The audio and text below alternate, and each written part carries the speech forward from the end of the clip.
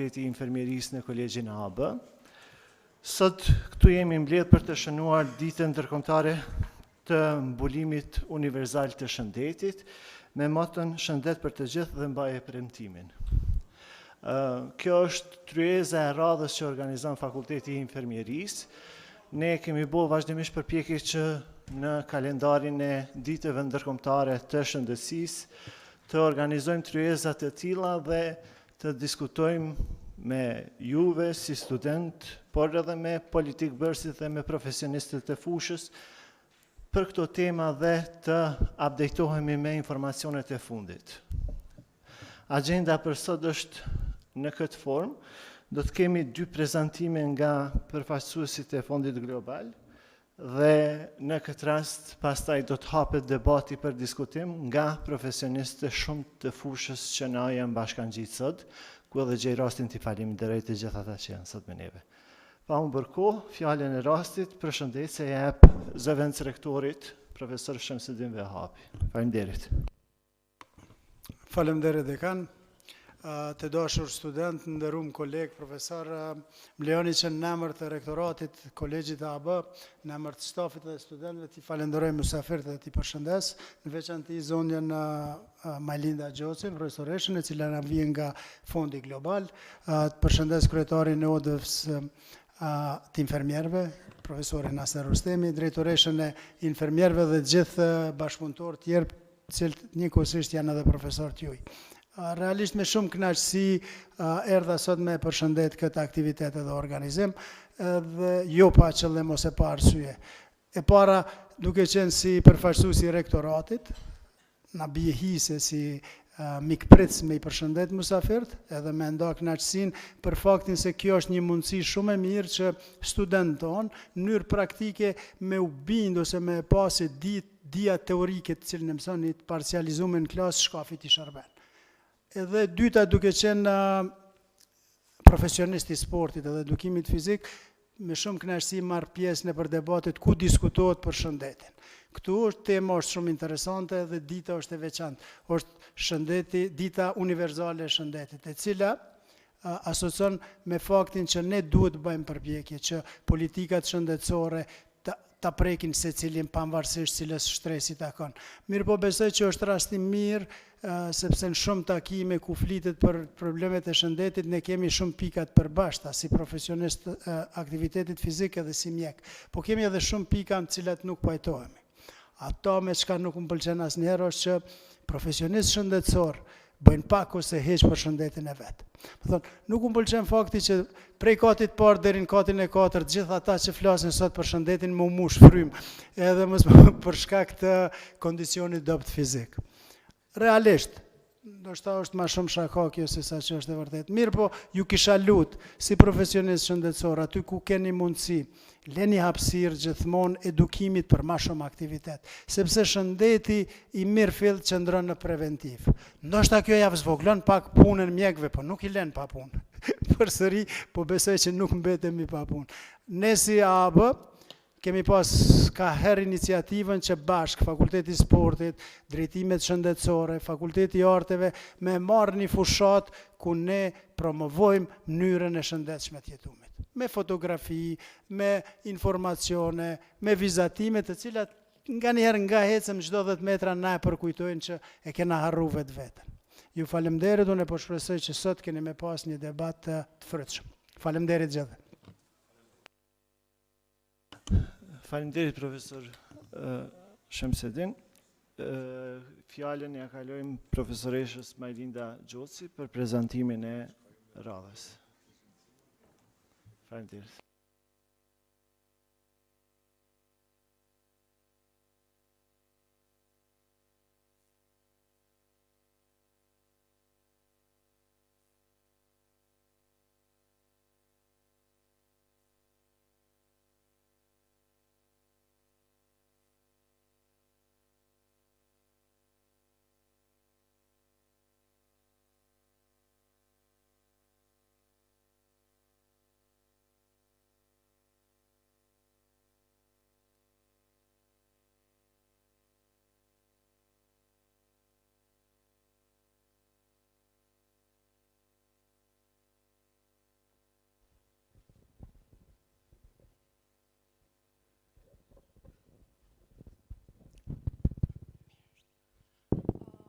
përgjigje pak për zëvendës rektorin, besoj se kishte drejt sa i përket shembullit që duhet dhënë për punëtorët shëndetësor, sa i përket asaj që quhet mirëqenie dhe jetë e shëndetshme.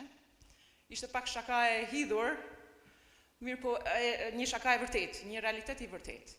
Në fakt ne duhet jemi të parë që duhet japim shembullin ton personal se përket asaj promovimit të jetës së shëndetshme dhe si ndikon ajo gjitha ato që bëjmë ne gjatë jetës si shembull për të tjerët. Para disa ditësh, kjo është për ta hap pak më relax. Djali im është në shkollën Ismail Qemali, është një shkollë fillore në Bregdiellit. Duke qenë nënë e zanën me punë, një ditë mas dite shkoi i blej një hamburger aty afër shkollës. Ndërkohë një nga nënat e klasës po më shef me qesë në dorë. Thot doktoresha, dhe ti thot pas ke fillu thot me hamburgera? Unë pak e ula krytin, po thash edhe unë. Të nesërmen edhe një 5 prind të tjerë, po ashtu me qese të hamburgerave për fëmijët. Në një farforme në vërtet jemi shembull për mënyrën se si duhet jetojmë, edhe për të tjerët, edhe për popullatën tjetër. Kështu që sot është një ditë që duhet me kërku pak falje, edhe si punëtor shëndetësor pikërisht në aspektin e jetës së shëndetshme. Të mos e zgjas të kaloj direkt tek dita e sotme. Data 12, ka një arsye pse data 12 dhjetor, 12 është lënë pikërisht si ditë që quhet Mbulimi Shëndetësor Universal Internacional ose ndërkombëtar. Zakonisht në të gjitha besimet, besytnit, kur janë dy numra së bashku që janë të njëjtë, që parafrojnë tek njëri tjetri, 11, ne edhe kur shohim orën her pas here dhe thona qenë ka 11 ose 12, diçka e mirë pas ka me mnodh ose dikush ka me më kujtu. Besoj pajtojnë gjithë me këtë, ju ka rënë herë. Ka një arsye pse shlon pikërisht 12, sepse në gjitha këto besytni, në gjitha besimet fetare, por jo vetëm fetare, nuk kupton një datë, pikërisht të dyja, 12, kujtesë. Gjithmonë kur vjen kjo datë është një kujtesë. Kujtesë se askush nuk duhet mbetet mbrapa sa i përket mbulimit shëndetësor. Cila është çësia globale dhe motoja për vitin 2019? Para se të hyjmë te motoja, do doja të nuk është e nevojshme më përgjigj gjithë, po thjesht janë disa pyetje. A besoni se shëndeti është një drejtë njerëzore dhe se gjitha qeniet njerëzore duhet të jenë në gjendje të përmbushin potencialin e tyre në dinjitet, barazi dhe në një mjedis të shëndetshëm? Besoj të gjithë pajtoheni. A besoni se gratë nuk duhet të vdesin gjatë lindjes edhe tani në shekullin e 21? Besoj është 100% unanime. A besoni se fëmijët nuk duhet të vdesin nga vdekje që mund të jenë të parandalueshme? 100% edhe kjo me siguri është. A besoni se njerëzit nuk duhet të shtyhen në varfëri për të marrë shërbime shëndetësore? A besoni në një botë në cilën të gjithë mund të jetojnë jetë shëndetshme, prodhuese, pavarësisht se kush janë dhe se ku jetojnë? Me gjitha këto pyetje në një farforme dhe deklaranta pajtojnë gjithë? Atëherë të gjithë besoni në mbulimin shëndetësor universal, sepse me pak fjalë, mbulimi shëndetësor universal nuk është asgjë tjetër vetëm pikat pyetjet që unë sapo lexova. Nga Organizata Botërore e Shëndetësisë dhe Kombet e Bashkuara definohet si sigurimi që të gjithë njerëzit të kenë qasje në shërbime shëndetësore, përfshirë ato parandaluese, promovimin, trajtimin, rehabilitimin dhe kujdesin paliativ, të nevojshme të cilësisë të duhur, efektive dhe pa vështirësi financiare. Ne të gjithë jena mësuar me i lexuar her pas here dhe në ligjëratat tona, i kemi detyruar edhe studentët i përsërisin, i kemi mësuar që nga betimi i Hipokratit dhe Florence Nightingale-it, mirë po pjesa kryesore e gjithë kësaj deklarante është efektive dhe pa vështirësi financiare. Si ka rrjedhë historiku i mbulimit shëndetësor universal?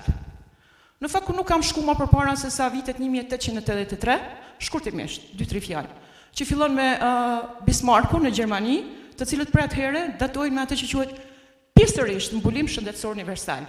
Dhe ende sot Gjermania futet në shtetet që e kanë pothuajse 90% të mbulimit shëndetësor universal të siguruar.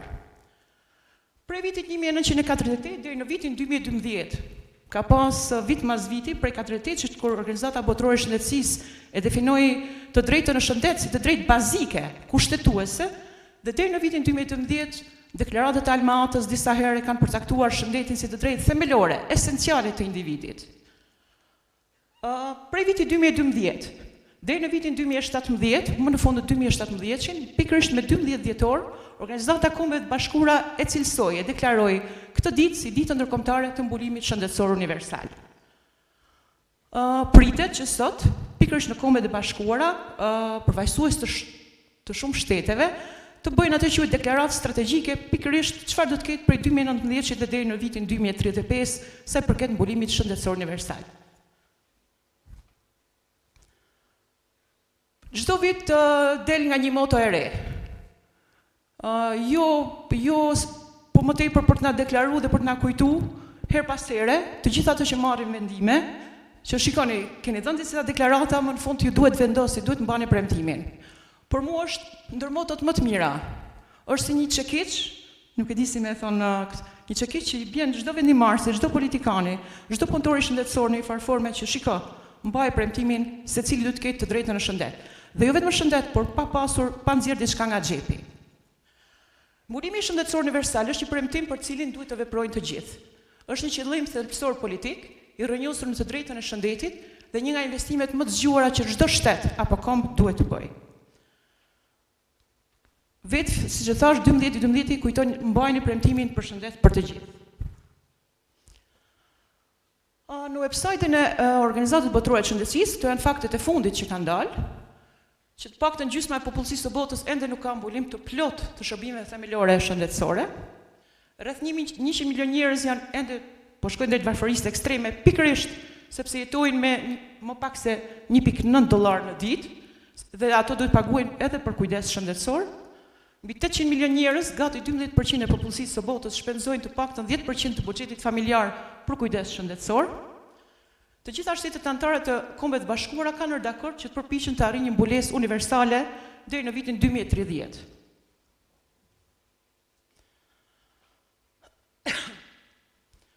E thamë që mbulimi shëndetësor universal është që të gjithë të marrin shërbime shëndetësore, pa vuajtur vështirësi financiare. Është një spektër i plotë i shërbimeve, siç e thamë, parandalimi, trajtimi, rehabilitimi dhe kujdesi paliativ.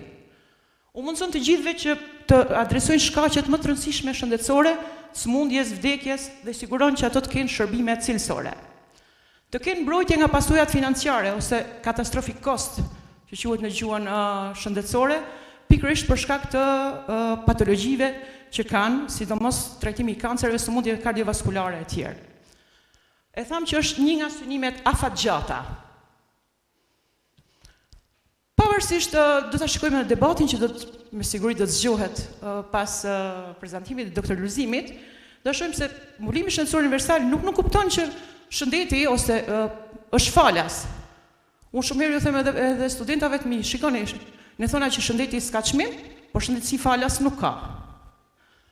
Kështu që nuk është ndërhyrje falas për të gjithë, por ndërhyrje të tilla që të garantojnë që secili të marrë shërbimin, pavarësisht se sa ka në xhepin e tij.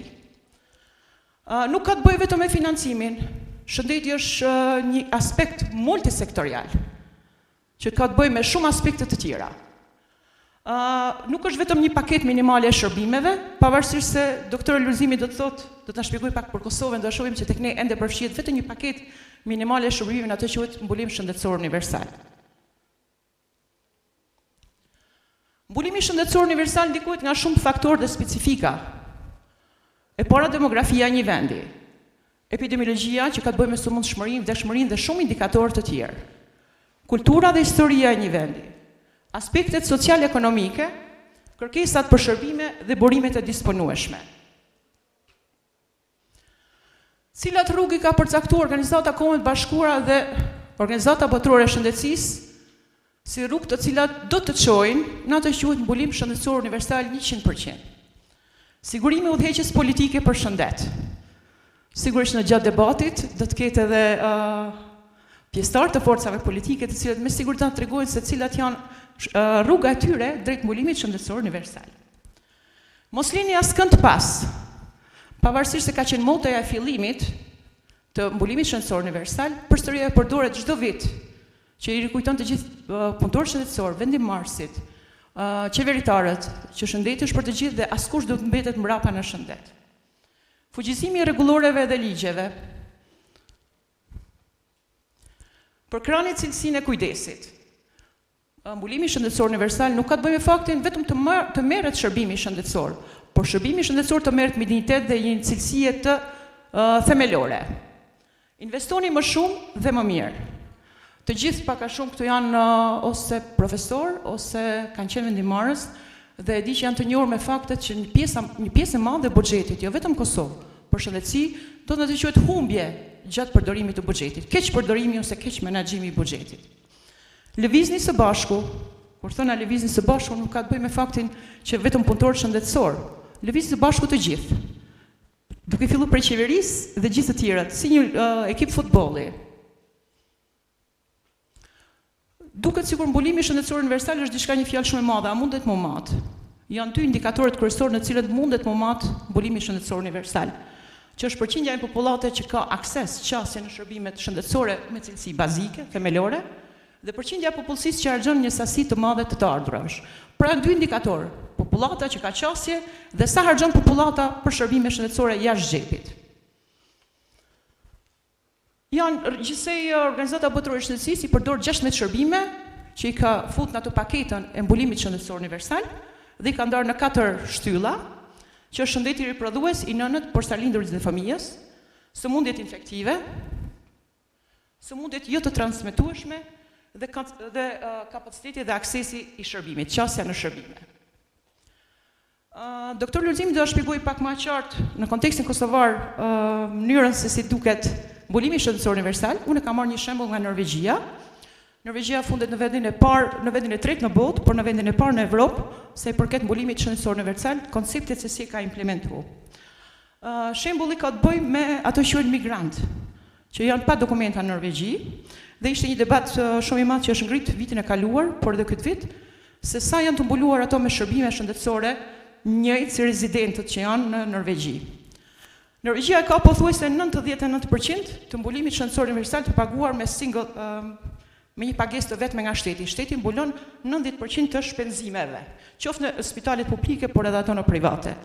Pjesa që duket e errët është pjesa e migrantëve të cilët janë pa dokumente në Norvegji, të cilët marrin vetëm shërbimet bazike, elementare, se përket kujdesit shëndetësor. Zdia, a jeni të kuptuar më qartë? Sa më e madh në konceptin për studentët, se kolegët e mi kuptojnë, sa më e madh jetë pjesa e kubit, aq më lartë është mbulimi shëndetësor universal që përfaqësohet në një shtet. Është një grafikon që përdoret si për kufizimin e mbulimit shëndetësor universal. Zakonisht Kosova duhet ta ketë diku të tillë pjesën e kubit, që i bën një përqindje e vogël e popullatës, ndërsa shteti si Norvegjia është e para në Evropë dhe Gjermania e treta, pjesa e kubit mbushet pothuajse plotësisht. Pothuajse 90% të shërbime mbulohen krejtësisht nga shteti. Kolegu zëvendës rektori vetëm e përmeni, pasuria më e madhe është shëndeti. Shëndeti është pasuri, ne i kena këtë fjalë, në fjalorin e përditshëm gjithmonë. Ai që ka shëndet ka shpresë dhe ai që ka shpresë ka gjithçka. Mirë, po shëndetin vërtet e duam të gjithë. Po a kemi mundësi ta mbajmë të gjithë? Kjo është pikpyetja në Deklaratën Universale për mbulimin shëndetësor. Është një rrugë e gjatë për të vazhduar derisa të gjithë marrin kujdes cilësor dhe kuptohet që me një udhëheqje të fortë, një angazhim, të gjithë mund të arrijnë këtë. Atë që përmenda që është ka një arsye pse 12/12 është caktuar pikërisht data për mbulimin shëndetësor universal, sepse përfaqëson një kujtesë.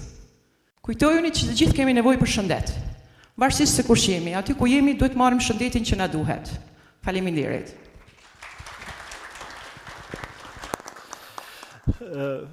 Shumë faleminderit profesoresha Majlind. Tash të ftojmë profesorin Lulzim Çela me prezantimin e radhës. Tani fillojmë edhe me diskutimet nga profesionistët. Faleminderit.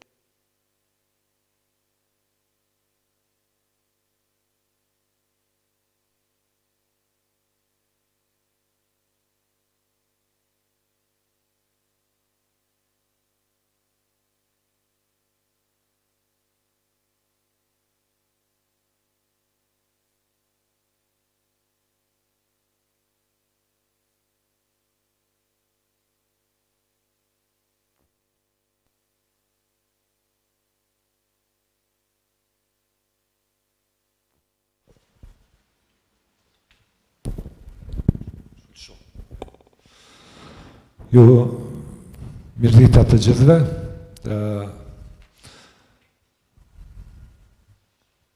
Qëllimi i këtyre prezentimeve është që nga e përgjithshmja të shkojmë drejt asaj të veçantës. Prezentimi i radhës ka për qëllim që ta fus në kontekst të Mbulimit Universal Shëndetësor gjendjen e sistemit shëndetësor dhe ofrimin e shërbimeve shëndetësore në Kosovë. Dhe të ngris disa pyetje, të cilat do të jenë provokuese për debatin i cili do të pasojë. Do t'i kaloj këto të cilat slajdet e para të cilat i prezentoj me aq përpikmëri doktoresha Majlinda dhe ta zbres në kontekst të debatit çka do të thot Mbulimi Universal Shëndetësor dhe sa kompleks është ai. Do thot shërbime shëndetësore me qytetarin në qendër të vëmendjes, të qasshme, të barabarta, cilësore, efektive dhe eficiente, të përballueshme që mbrojnë nga shpenzimet katastrofale. Do ta lidhi me diçka që më ndodhi sot gjatë ligjëratës. Ishte një kërkesë e studentave, një aktivitet bamirës i studentëve të të Kolegjit AAB, të cilët erdhen në klasë gjatë pauzës dhe ofronin bileta për shfaqjet që do t'i organizon kolegji, përfitimet e të cilit do të shkojnë në përkraje të trajtimit të profesoreshës Burbuqe Berisha.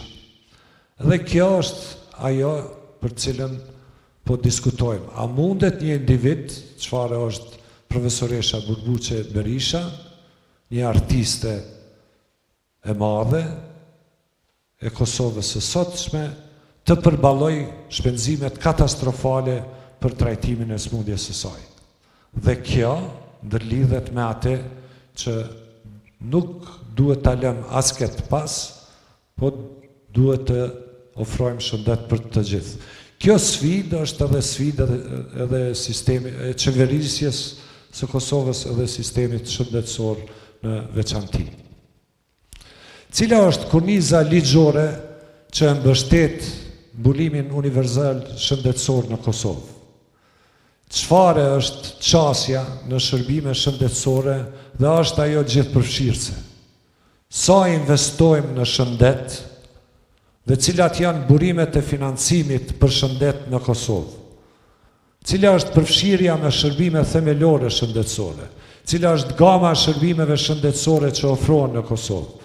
Si qëndron në fund Kosova në raport me synimin edhe konceptin e Mbulimit Universal Shëndetësor edhe sa qytetarë në Kosovë mbeten të pambuluar?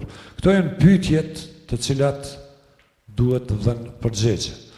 Unë me disa fakte që i kemi do të mundohem me e ushqy debatin i cili do të pasoj. Kornizën ligjore ne e kemi plotësisht të harmonizuar me synimet globale e në veçanti me konceptin e Mbulimit Universal Shëndetësor. E kemi një kushtetut të Kosovës e cila i adapton konventat e kombeve të bashkuara, përfshije dhe deklaratën universale për të drejtat e njeriut. Kemi një ligj shumë modern edhe të harmonizuar me konventat ndërkombëtare, ligj për shëndetësi të vitit 2013, e së fundi edhe Kuvendi i Kosovës me 25 janar të vitit të kaluar ka votuar unanimisht rezolutën për objektivat zhvillimore të qëndrueshme.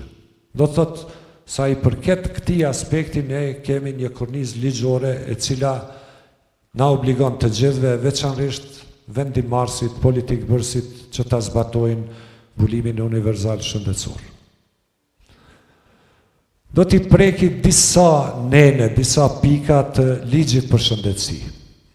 Neni e nënvizuar ofrimin e shërbimeve gjithëpërfshirëse dhe cilësore të kujdesit shëndetësor. Neni 4 të drejtë të qasjes së barabartë në kujdesin shëndetësor për të gjithë. Neni 5 me parimet të cilat e përshkruajnë Mbulimin Universal Shëndetësor.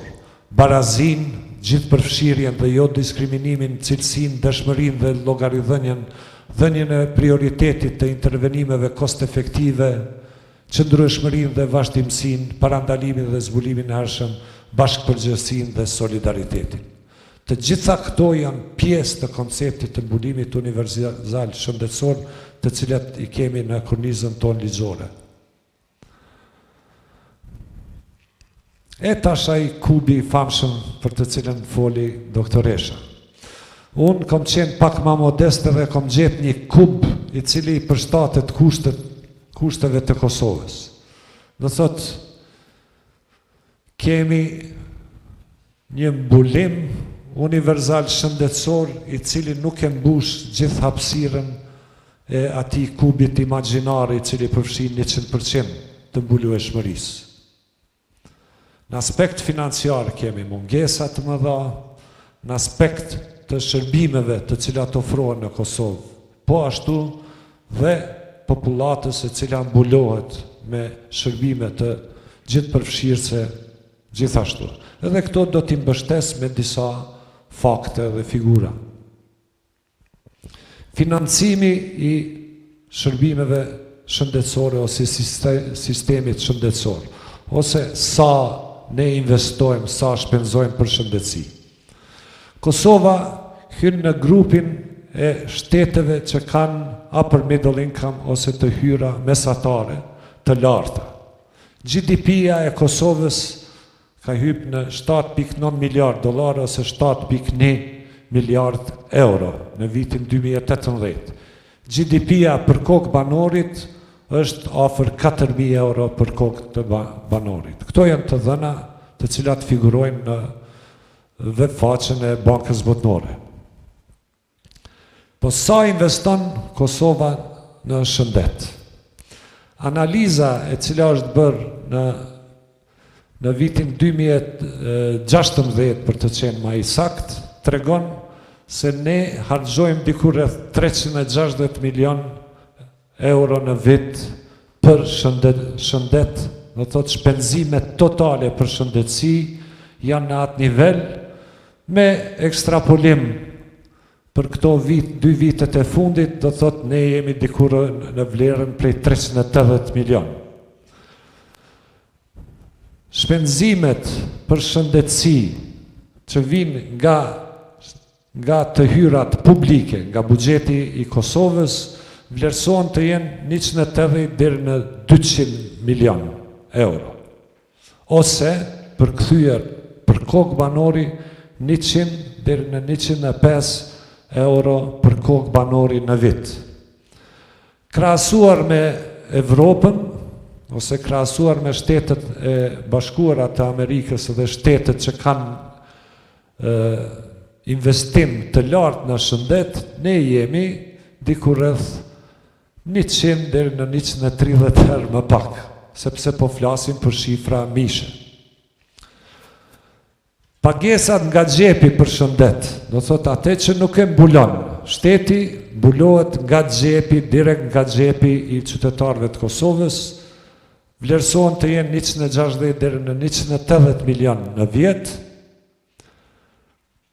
prej cilave mbi 100 milion të deklaruara si import i banave të cilat shiten në Kosovë.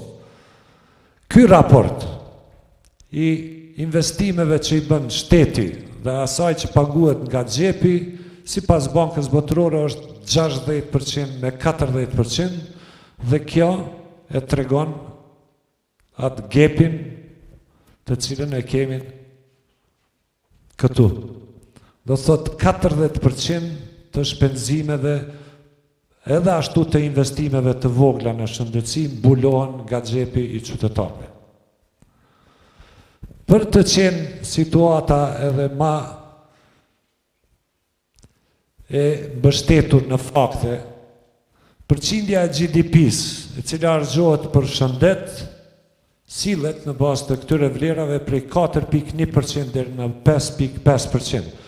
Dhe kjo ndërlidhet me atë se jo vetëm që nuk investojmë në shëndetin individual, po edhe si popull investojmë pak në shëndet. Do thot ne hyjmë në grupin e shteteve që investojnë pak në shëndet. Përqindja e buxhetit shtetëror për shëndetësi, jo vetëm ajo që është në Ministrinë e Shëndetësisë, por në të gjithë qeverinë e Kosovës është diku rreth 8.9%, që është suboptimale për arsye se çdo herë kemi ndëgjuar se minimum 10% të buxhetit të Kosovës ndahet për shëndetësi. Nëse kësaj ashtojmë eficiencën e shfrytëzimit të fondeve publike edhe prioritizimet jo të bazuar në evidencë për sistemin shëndetësor, atëre pasqyra atij bloku i cili nuk mbulon as gjysmën e sipërfaqes për mbulim universal bëhet më e qartë. Kjo është sa për të dhëna të cilat i kemi në dispozicion. Qasja në shërbime shëndetësore konsiderohet në aspekt fizik gati se universale. Nuk ka sot në orën e mësimit i luta studentat që të më tregojnë sa prej tyne kanë institucion shëndetësor afër shtëpisë së tyre dhe që mund të mbrinë në institucionin shëndetësor brenda gjysmore, 15 minuta.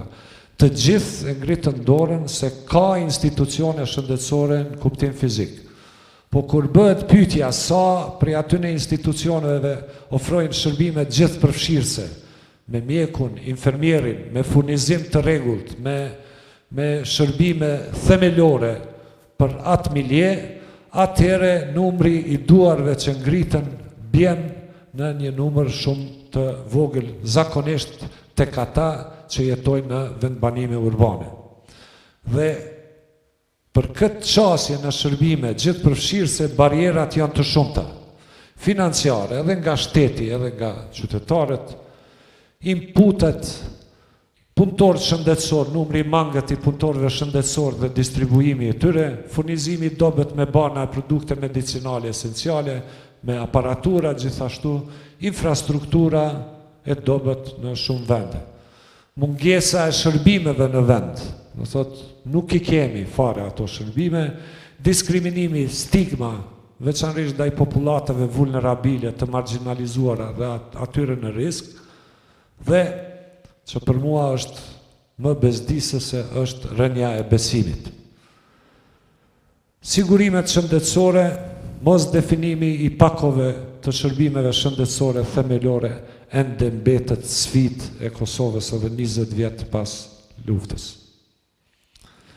Këtu ka marrë lirin me i qitë në dritare, në të gjelbërt, në të verdh dhe në të kuqe, si kur një semafor, shërbimet me të cilat kemi mbulim optimal dhe me të cilat mund të krenohemi, ato që kemi suboptimal dhe jemi duke i zhvilluar, dhe ato që nuk i kemi.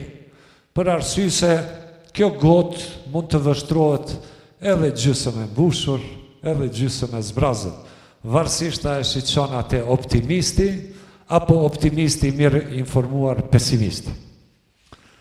Mbulim optimal kemi me shërbimet kujdesit parësor shëndetësor, imunizim, shërbimet e dializës, shërbimet e kujdesit antenatal, obstetrike, ginekologjike, spitalore sekondare, shërbimet stomatologjike, etj.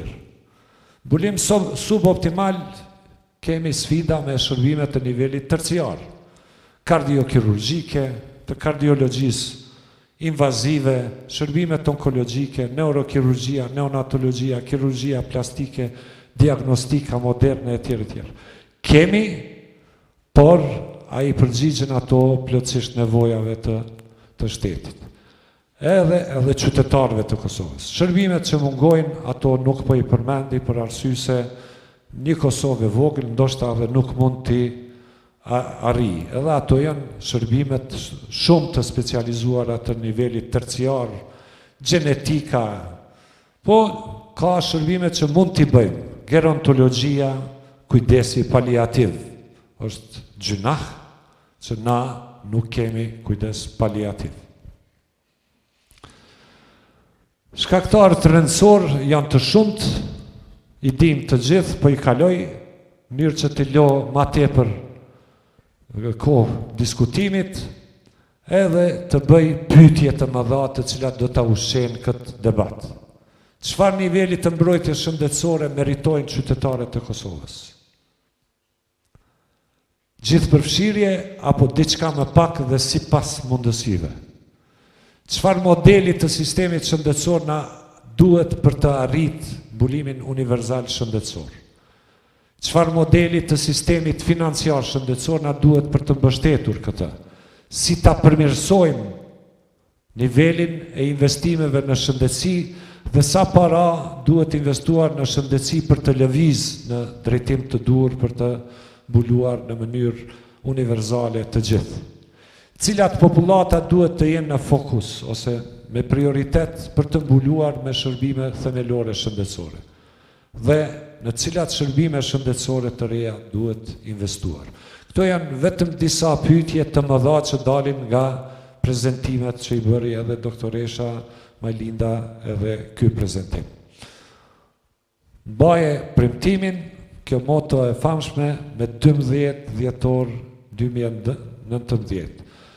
Për të ushqyer diskutimin, unë po e kthej slajdin tek këto pyetjet të cilat besoj do të udhërrëfejnë diskutimin. Ju faleminderit shumë për vëmendje.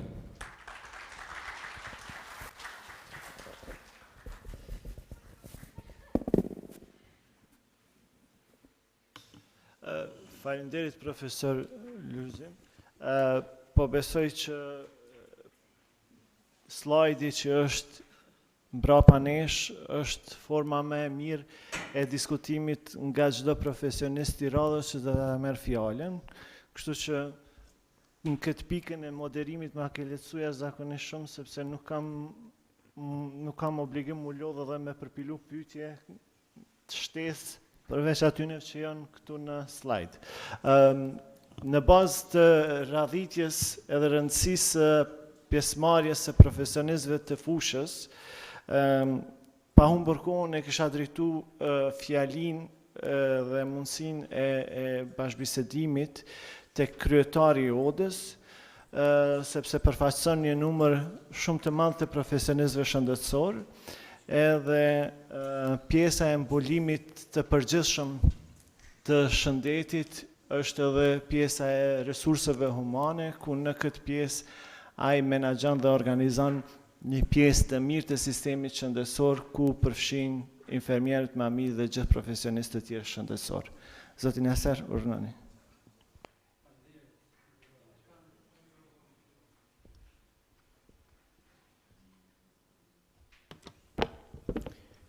Faleminderit dekan, përshëndetje për gjithë në sallë.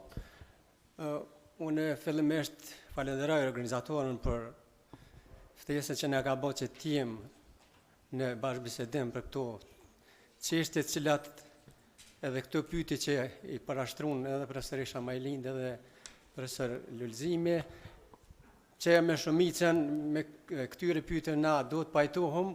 Mirë po aja që ka gjithë e përjetojmë është se sa dhe çfarë shërbime shëndetësore ne marrim kur shkojmë në institucionet tona, qoftë ato shtetërore, qoftë edhe ato private apo në qendër kryesore të mjekësisë familjare.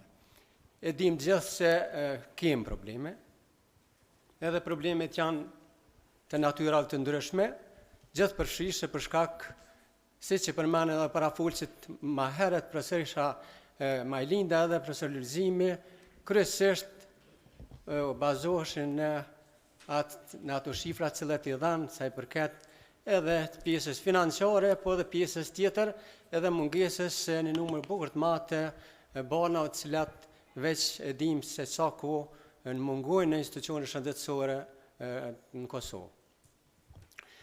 Ne po më shifra me të vërtetë shumë të mëdha, po unë mendoj që një bukur shumë çështja e këtyre shifrave ndoshta nuk mund të jetë krejt objektive. Për shkak se kem mungesë të ndoshta të disa banave apo të disa materiale të haxhus që nuk guxon me ndodh. Tu i fillu prej një shiringu ndoshta apo një bari i cili nuk kushton do është një vlerë shumë të lartë e shtetit duhet të asigurojë një shiring, apo një gjilper, apo një sistem që në institucionet tona shëndetësore shpeshherë mungon, edhe është bazë, pa të cilin na nuk mundëm me vazhdu një procedurë sa do të vogël që do të jetë. Prandaj, këtu mendoj që shëndetësia, Ministria e Shëndetësisë, gjithësisht institucionet të cilat e kanë buxhetin e vetë sporit duhet mendojnë që të fillojnë prej asaj më të voglës një gjilpere, një shiringu, një sistemi, apo një loku plosi që na duhet patjetër në mënyrë që të fillojmë me një procedurë sa do të vogël që në këtë rast e kemë, sepse pa vazhdimin e procedurë prej ma thjeshtës ne nuk mund të shkojmë ma tutje. Pajtu me shumicën që i tha profesoresha Majlin, pastaj doktor Lulzimi, në parashtrimin e këtyre pyetje po dhe buxhetit cilën e përmendën për këto vite.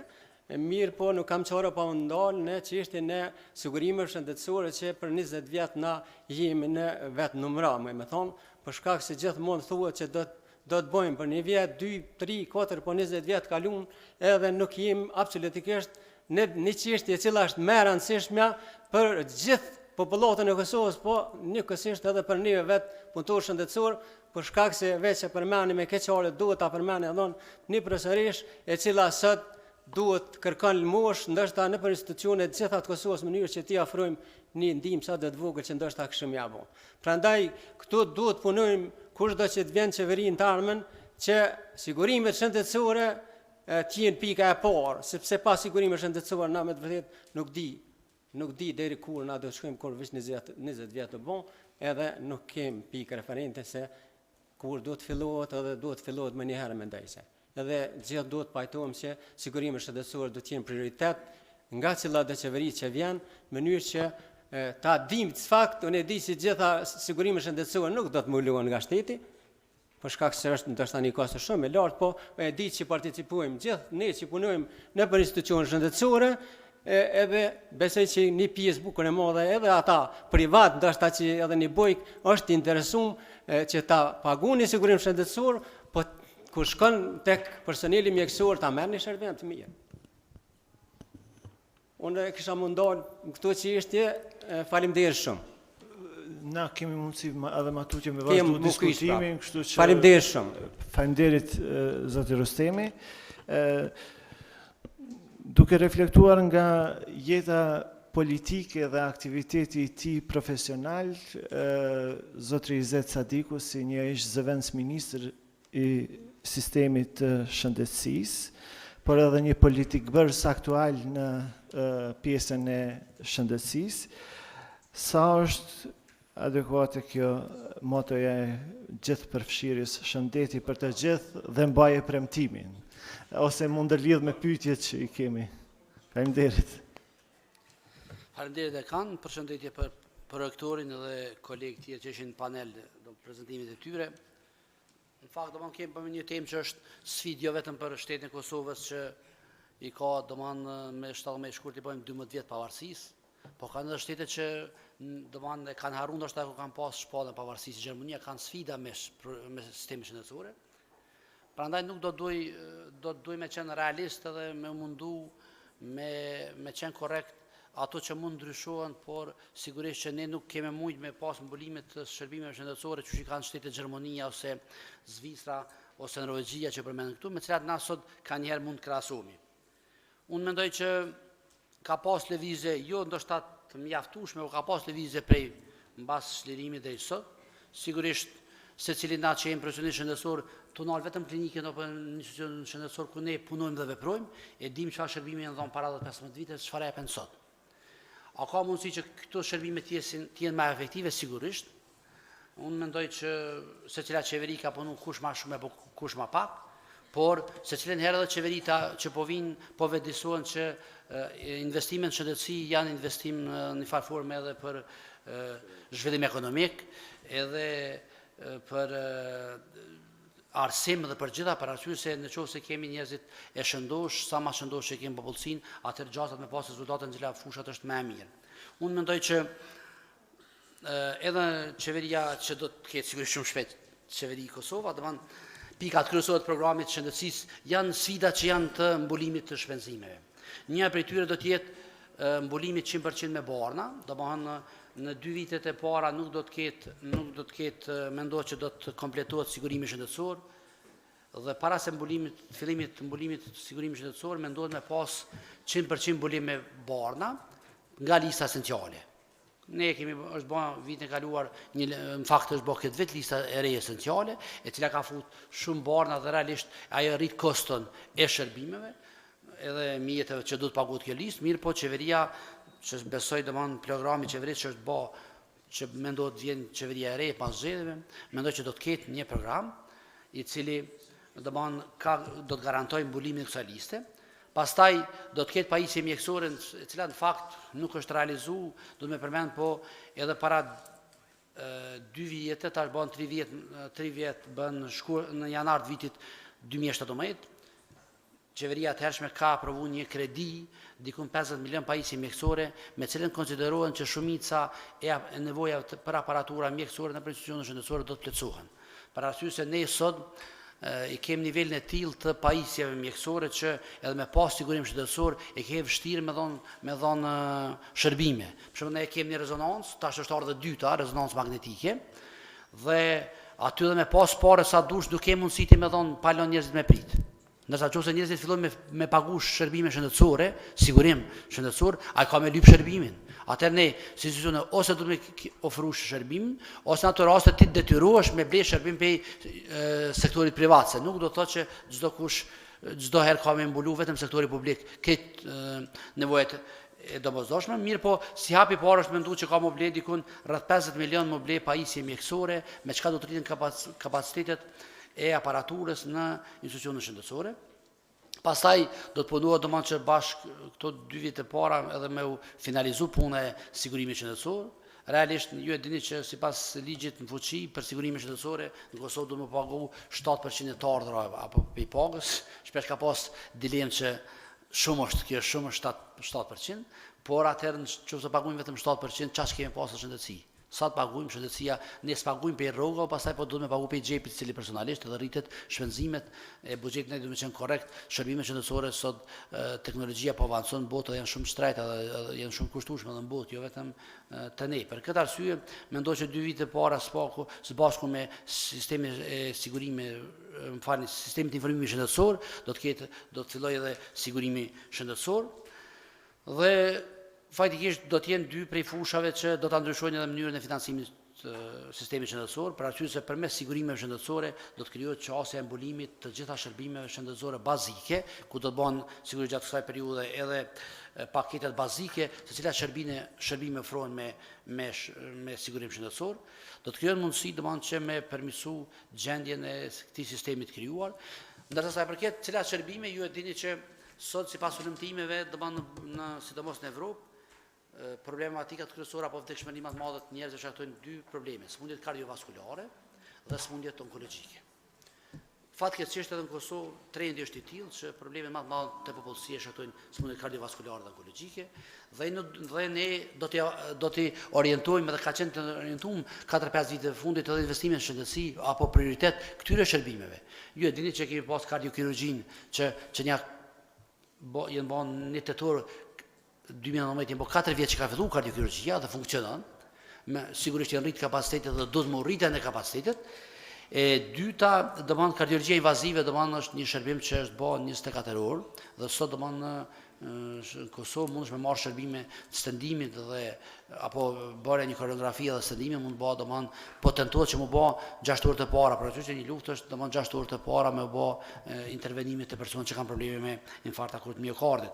Për këtë arsye, ndërsa onkologjia do të mendohet ende më u zhvillu se kemi vetëm një institut onkologjik dhe sigurisht nuk besoj që ka me pas investime shumë, po është fillu me mendu për investimet ndarme që edhe qeveri tjera që vinë në 10 vitë që në arshëm me pas pretendime me urrit shërbimet paliative, pse për arsye se ne po na ndryshon në struktura e popullsisë, ju e dini që fatbarësisht ende ekziston që jem një prej popullata më të reja në Evropë, por kemi fillu vitet fundit me pas trend edhe të plakjes domethënë edhe paraqitjes së gjeneratave të vjetra dhe kjo na bën të domosdoshëm edhe krijimin e shërbimeve për geriatri dhe për shërbime paliative, sidomos për smundjet e kancerit, dhe konsideroj që këto do t'jenë shërbime bazike që do t'i ketë parasysh edhe qeveria arshme që do t'vjen. Tash do t'i vazhdoj disa prej atyne projekte që i ka pas kjo qeveri dhe do t'i forcoj disa. Një faktor tjetër problematik që du me përmend është faktori njeri. Ne vazhdojmë pas probleme, vazhdojmë qenë shteti me numrin më të vogël të mjekëve për në 1000 banorë dhe të infermierëve.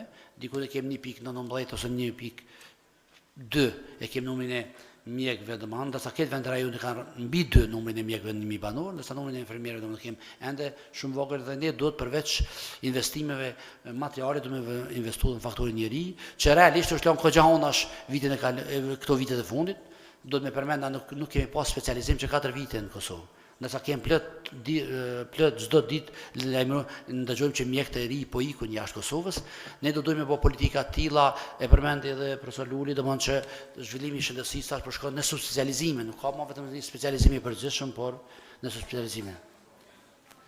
Faleminderit se nuk po du me zgjatë me marrë shumicën e kohës, ndoshta të tjerë dojnë me diskutu dhe me debatu. Mirë po më besoj që këto do t'jenë edhe prioritet qeverisë së ardhshme që besoj që investimin në shëndetësi do të rritën. Do të fillojë monal investimin në për rrugë dhe do të shkohet në më shumë në shëndetësi dhe në arsim. Faleminderit. Profesori Zeti shumë përmbledh se edhe deklarate fort, edhe individuale, po edhe qeveritare, sa i përket shëndetësisë. Unë deshta vetëm të pikën e fundit, sa i përket se kujdesi shëndetësor i ka 2 anët, e ka ato që marrin shërbime shëndetësore, po ka edhe ato që ofrojnë kujdes shëndetësor. Ju e cekët pak a shumë sa i përket kësaj pjesës atyne që ofrojnë kujdes shëndetësor, që në fakt jena ne, ose studentat tonë të ardhmen. Një lidhje, një vegës midis Mbulimit Universal Shëndetësor edhe punëtorëve shëndetësor, profesionistëve shëndetësor, qysh mundën mu përfaqësu ato në Mbulimin Shëndetësor Universal, vetëm në lehtësimin e punës të tyre, në favor të këtyne, jo fuqizimi i listës esenciale, sigurimi i diagnostikës, financimi, po financimi i punëtorëve shëndetësor.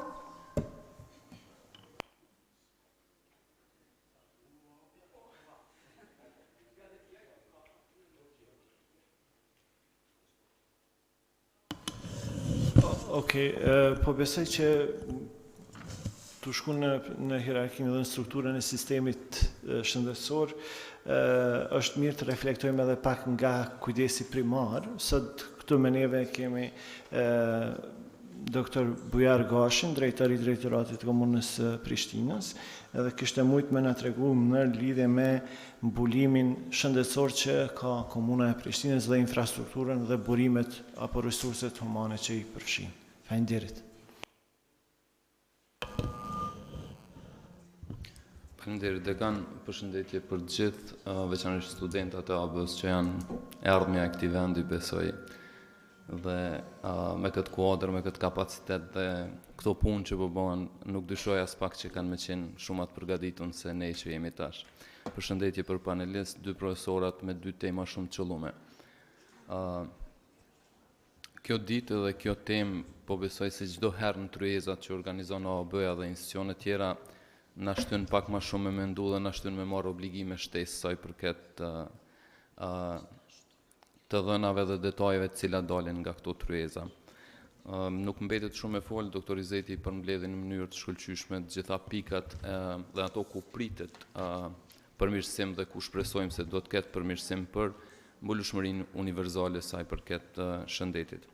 Unë do të isha nalë në 2-3 çështje shkurt, të qenë se jam bartësi politikave lokale në kujdesin primar shëndetësor, dhe do të flasë kryesisht për komunën cilën jam përgjegjës, të mos marrë përgjegjësi për komuna tjera, për shkak të mungesës ndoshta të njohurive dhe të drejtës për me diskutu problemet cilat janë në qendra tjera ose në komuna tjera.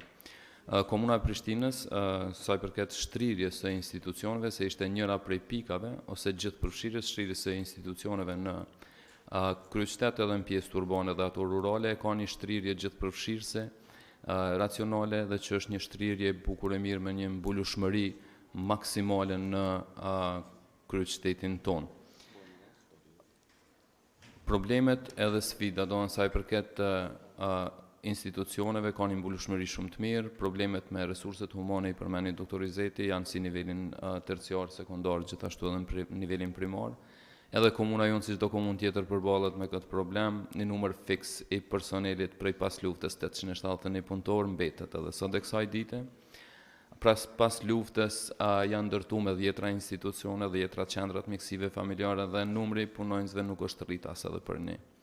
Dhe kjo ka shkaktuar një sfidë jashtëzakonisht të madhe që sot kujdesi primar shëndetësor në komunë përballet. Me të dhe arrin të del zot dhe të ofroj shërbime shëndetësore të cilësore, të qasshme dhe në kohë.